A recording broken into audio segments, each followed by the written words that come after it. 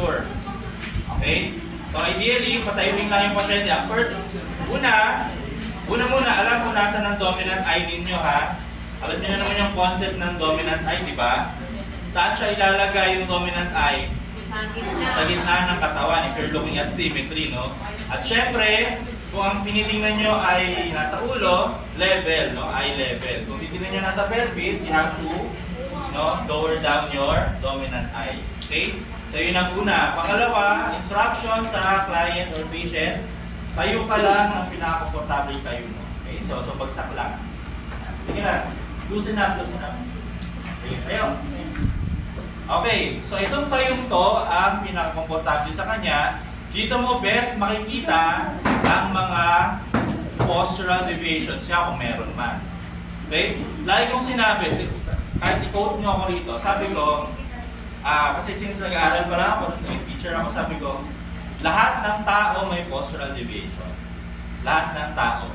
Okay? So kung halimbawa ka, tabingin ganyan, ikaw din, meron ka rin. Hanapin natin.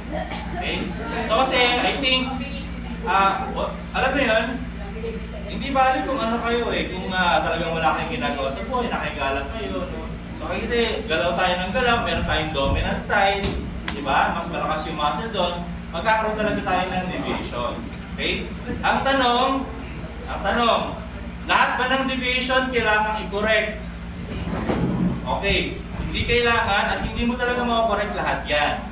So kaya natin tinitingnan to para i-relate siya dun sa kino-complain niya condition. Halimbawa sabi niya masakit yung leeg niya o batok niya. Okay? So yung posture makakatulong yan para mag-analyze ano yung possible source ng pain niya. At yun yung pwede natin i-correct.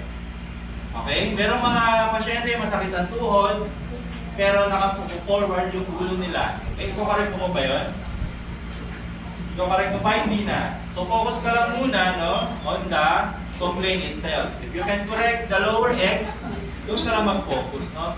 Okay? Pero mind you ha, merong mga pasyente na masakit ang likod pero galing sa paa.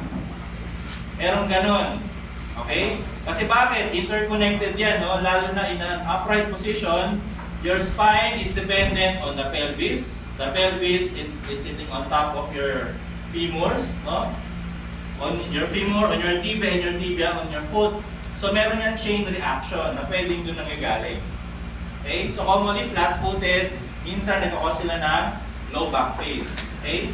Pero hindi ganun naman ang approach lagi, no? So, well, sa mga PTs, kasi meron kayong orthopedic physical therapy assessment and treatment, no? Ang OT wala nun. Doon kasi malalim yung analysis kung paano natin pinitreat ang isang condition. Okay? Again, OT is more focus kayo on the physical dysfunction itself. Okay? So, function ang approach ninyo talaga. Okay. Sige, ito yung pinaka-relax. Standing niya ha. Okay. Sa mga nasa gitna, at sa inyo mga nandyan sa side. Okay? Mag-observe tayo kung ano makita natin sa kanya ha. Ako muna yung sige, mag-scratch muna kayo, mag-scratch, no? Titingnan natin kung pareho tayo ng findings, no? Kayo sa anterior, posterior ako, kayo sa lateral hand. Yung mga naka-angle, sorry, hindi maganda yung view ninyo to assess the posture. Kaya kapag nag-assess, okay, sige. Using this, tingnan natin kung anong posture ni Harry, no? Okay, muna head tilt. Ano yung head tilt? Kung may presence ng head tilt, no? Usually, side-to-side head tilt yan. Okay? Kahit konti. Ngayon, merong mga tao na may konting deformity sa face, hindi pantay yung mata or yung ears. Minsan, ginagamit kasi yun para malaman kung naka-tilt Okay? Tingnan mo yung buong totality ng head kung kung ang shape ng head niya, halimbawa, oval, tapos yung nakatabingi siyang gano'n, yung head tilt. Huwag yung tingnan masyado yung eyes kasi minsan, again, may facial deformity. Pero inote nyo pa rin kung may facial deformity. Okay? May head tilt ko siya. Okay? Okay? So sa mga nagsabing wala, pag lumapit kayo, makikita nyo. No? Again, sa posterior view, meron akong nakikita. Huwag kang masyadong mag-conscious. Sa relax ka lang. Okay lang yan, lahat tayo may postural deviation. Okay. Yan. Ang nakikita ko, very minor, no? Very minor, nakatilt yung head niya to the right at nakarotate siya to the left.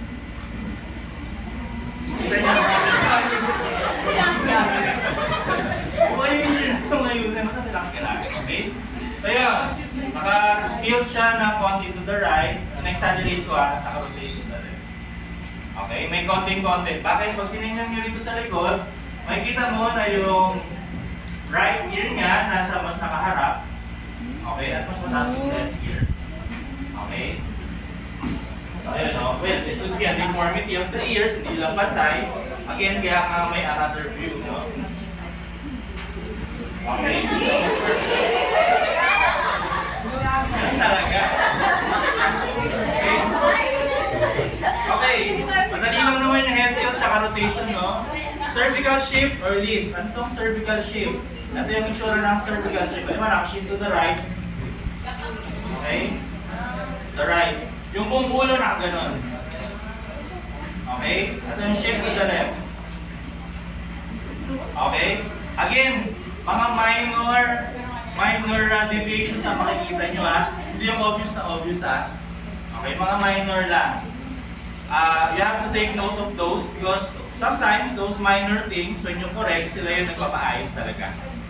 Okay? So, meron ba siyang cervical disc or shift?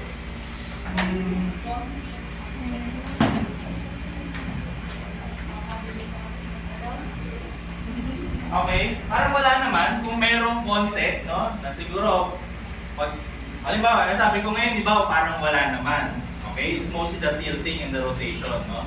Pero minsan, pwede mong, alam mo yun, maging super critical, kasi baka mamaya yun yung kailangan mong i-correct eh. Medyo naka-list lang siya or naka-shift lang, konti-konti to the right. Okay, kasi naka-tilt din siya to the right. Naka-rotate to the left. Okay? So, hindi pa yan na-discuss. Nasa spine kasi, nasa spine, it's a normal mechanics of your cervical spine. O, makinig this is Friot's law number 2. Number 2. Okay? As a lecture to. I mean, ili-lecture to. Okay? Friot's law. Ito yung Friot's law. Ito yung mechanics ng spine, no? In terms of side bending and rotation. Okay, ano yung rule number 2? Sabi ng rule number 2 is also known as your non-neutral mechanics. Ano yung sabi ng non-neutral? Typically, when you're standing, it is said to be neutral, no? Pag naka-flex ka, halimbawa sa low back, naka-flex ka, non-neutral yan. Pag naka-extend ka, non-neutral. Ito yung neutral, yung gitna. Okay? Pag sinabi niya, non-neutral mechanics, halimbawa, naka-flex ako. Tapos nag-side bend ako to the right. Okay? Side bend to the right. Usually, ang rotation ay mangyayari din to the right. Same side. Okay? Same side. Okay? Nakuha? Alam mo, naka-extend ako. Nag-side bend ako to the right. Yung rotation ko to the right din. Okay? Yun yung number 2. Non-neutral mechanics. Yung number 1, syempre neutral mechanics, no? So, neutral spine. Okay? Nag-side bend ako to the left.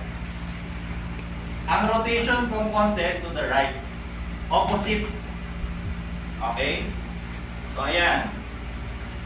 Eh, pag ako naka-flex, side bend to the right, rotation to the right. Pero pag hindi ako naka-flex, okay, rotate akong konti to the right. Again, medyo na-exaggerate ko siguro yung motion, pero yung arthrokinematics niya, yun talaga. Okay, yun yung mga accompanied motion. Pero ang air, parang okay, so yun na.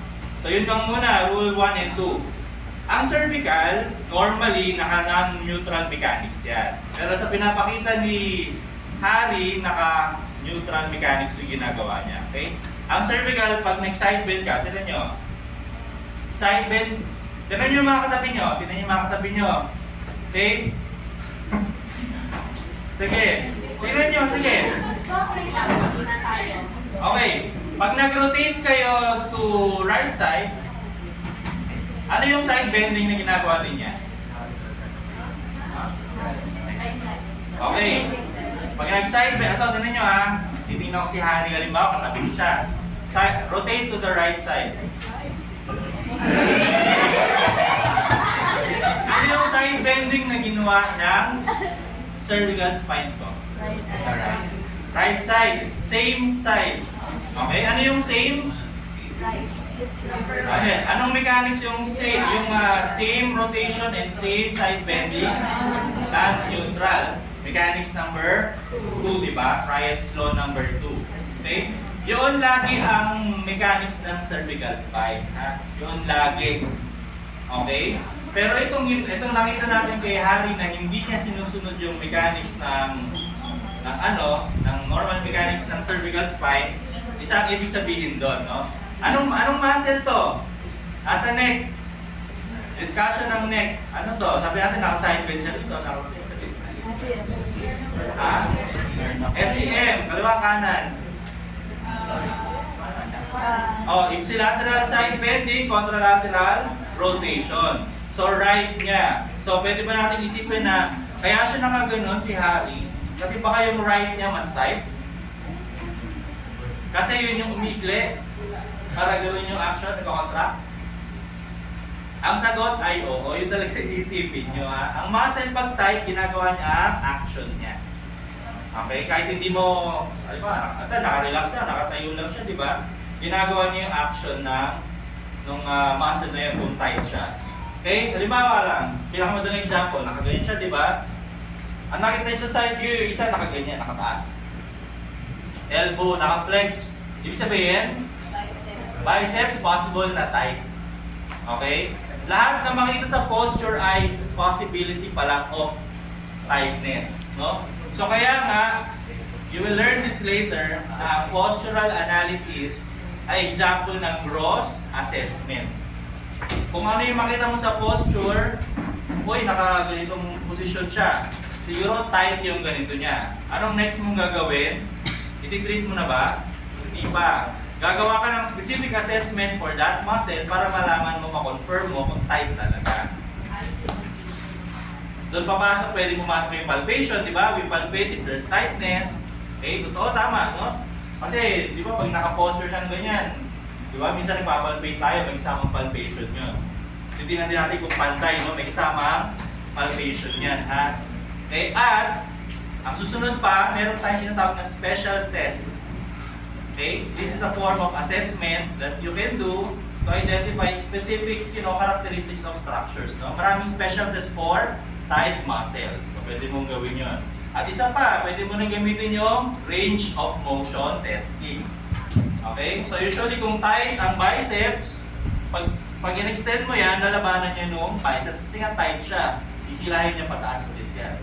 Pa-flex. Okay? So, pag tight ang biceps, pipigilan niya yung opposite motion. Okay? Kaya nga sa management ng stretching, talagang binabanat siya. Okay? Binabanat yung muscle, di ba? Okay? So ideally, yung mga tight muscles or hyperactive muscles, nire-relax, ginagawang flexible. Okay? Yun ang management generally. Ha? Okay. So sige, relax na, mapagod. Unti-unti natin pinapagod sa pagtayo si ganun. Para lalo lumabas yung mga deviation niya. Okay? Yan. Pero ideally, magpag-uri ng pasyente ha. Etong postural analysis, ginagawa to ng siguro matagal na ang 5 minutes. Okay, nag-explain lang kasi ako kaya tumatagal. No? Kasi mapapagod yung standing,